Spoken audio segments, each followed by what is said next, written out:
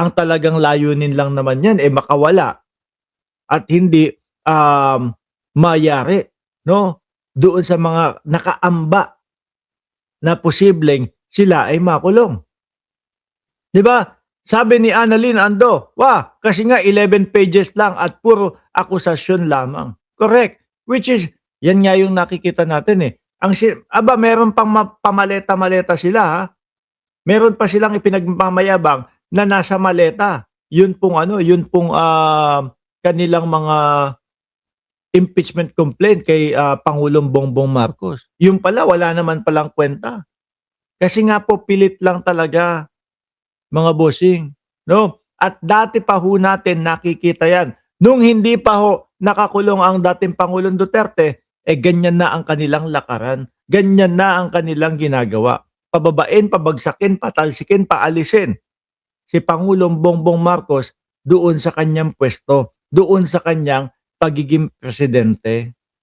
Para ano, para etong mga 'to na sumasama at nagtitipon-tipon para mapawala si Pangulong Bongbong Marcos ay maabsuelto. Yun lang naman po. Tsaka yung mga, galit nila kay Pangulong Bongbong Marcos, bakit 'to? Hindi nila akalain, na yung mga pinagkakakitaan nila, mapipinsala dahil nga po itong si Pangulong Bongbong Marcos ay tapat sa paglilingkod sa taong bayan. Kaya ang nakikita ko kapagka binabasa yung kanilang mga yung kanilang mga kagaya nitong mga impeachment, pinagtatawanan lang ho. Makita niyo, tingnan niyo nga ho mga kababayan, yung doon po sa sabi ni Chai Chair, taasan po natin ang like, salamat po. Hayaan mo lang kasi wala tayo sa oras na talagang nagla-live tayo, okay lang yan. Mamaya nakita mo, sa replay, mga nandiyan niya nanonood. Sabi ni Mama Rose Channel, may agenda lang, no? Oo, maipilit lang ho mga kababayan. Bakit ganon? Sabi ni Attorney Harold Respicio, ang dami nilang bigating abogado. Ibig sabihin, yan na yung utak ng mga pinagsasasabi na mga bigating abogado na naghain ng impeachment na yan. Parang ang babaw naman. 'Di ba? Parang ang naman ho, wala naman din patutunguhan yan. Kung maalala niyo ho, yung kay Vice Presidente nung nakaraang taon na impeachment, mga kababayan. Grabe yun. Talagang pumutok yung balita. At talagang napakarami na talagang sumuporta. Doon nga lang po sa pag-endorse ng mga mga congressman, ilan ho yun na lumagda? Lagpas 1/3 ho.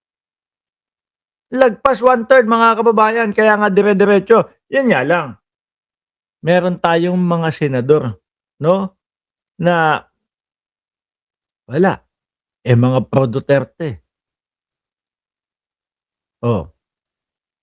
Mga takot. Bakit ko nasabing takot? Baka mamaya kasi sila yung uusig at sila yung magiging judge kay Vice Presidente Inday Sara Duterte doon sa impeachment, tapos masabi-sabi sa kanila, ikaw ang uusig sa akin, ikaw ang isa sa hahatol sa akin, ikaw ang isa sa mag-iimbestiga sa akin. Alam ko mga baho nyo Kaya mga kinabahan ho, no? Idinribol nila ng idinribol yung impeachment para kay Sara Duterte hanggang sa mapunta at ma-archive nga ho. Pero hindi ho dismiss yun, na kagaya nung ipinapakalat ni ni sino ba yung mapayat? Si Panelo. Hindi ho dismiss yun, mga bossing. Dinribol ng dinribel hanggang sa ma-archive po yun. At kung sakali ho na biglang magising at magbotohan yung mga senador natin, at nanalo, nabuksan ulit yung impeachment na yun, maaari at posible ho, mga kababayan. Nakita nyo yung init nun versus dito po sa impeachment kay Pangulong Bongbong Marcos. Mukhang sila-sila lang ho ang mga nagkukwentuhan at sila-sila lang ho ang mga nag-uusap tungkol dyan. Di ba? Ngayon ho, dahil napag-usapan at dahil nga po, no, umabot tayo sa Senado, mga kababayan. Naku, si Boss Joel mukhang nanganganib talaga. no? Yung isang senador ng mga DDS, yung isang senador um, na pro Duterte, mga kababayan, mukhang nanganganib ho talaga mga bossing Chief Amo, sir. Kasi kahapon, kaninang umaga, na-i-vlog na ho natin ito. No? Na-i-vlog na ho natin ito mga kababayan. At yun nga, sabi doon sa balita ng remate, sinampal ng tatlong non-bailable malversation ito si Jewel Villanueva. Sabi ni Elena Capistrano, Boss Mark, nakita ko si Cathy Binay, kasama po si Chavit po. Oh, kasama yan doon sa mga impeachment. Beruhin mo, no? Sabi nung may nag-post na isang kaibigan natin. Ano naman ang kinalaman ni Cathy Binag? Cathy Binag? Diyan sa pagiging makabayan, isang bet ka lang daw ho yun. Totoo ba? Hindi ko alam kasi yung mga isyung ganun no? Pang-personal no? Sabi, kakabit-kabit lang yan tapos ngayon nakikimakabayan na. Anyway ho, mga bossing, Senator Villanueva, kakasuhan na rin ng DOJ. No? Kaya malamang siya na ang next na makukulong kasama si ex-senator Revilla. Naku po. Mukhang magwawala si Brother Eddie nito Mukhang tuluyang mapapabanta si Brother Eddie nito anak niya ho yan, mga baby ho ni Brother Eddie Villanueva yan, mga bossing.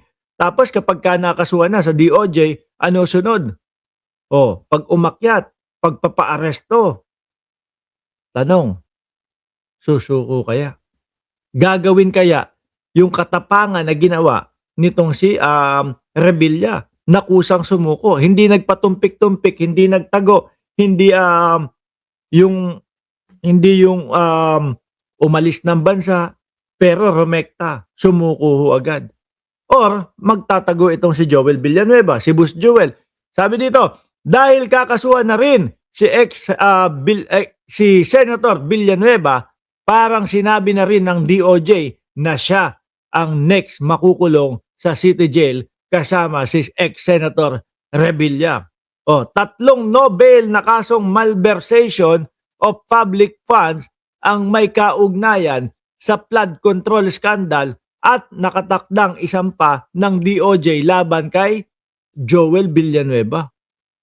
Kumbaga, parang ipinahihiwatig na ng DOJ na si Villanueva ang susunod na makukulong. Grabe.